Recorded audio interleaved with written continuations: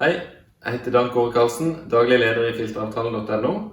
Hvis du ser den videoen, så har du sannsynligvis et ventilasjonsanlegg hjemme hos deg selv, på hytta eller på jobben.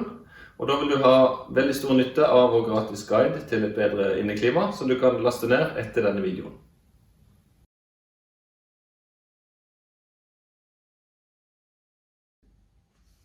Det vi skal snakke om i dag, det er lufting gjennom åpne vinduer.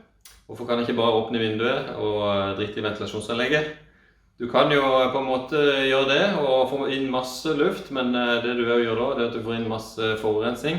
Vi bor jo i Norge, det er jo ren og fin luft stort sett hele tiden, men på vår, høst, vår sommer så har du masse pollen i lufta, og på høst og vinter så har du veistøv. Så det du oppnår da er jo at du slipper inn masse forurenset luft som du kunne ha fått ferdig filtrert. Og det andre er jo at det er veldig dårlig energieffektivitet med det. At du slipper ut all varmen av huset som du kunne ha gjenvinnet i varmegjenvinneren. Så hvis du er allergiker eller har barn i hus, så må du lukke vinduene og ventilere gjennom ventilasjonsanlegget, så filteren får gjort den jobben de skal. Og husk å bytte filter ofte nok, sånn at du er sikret et godt inneklima.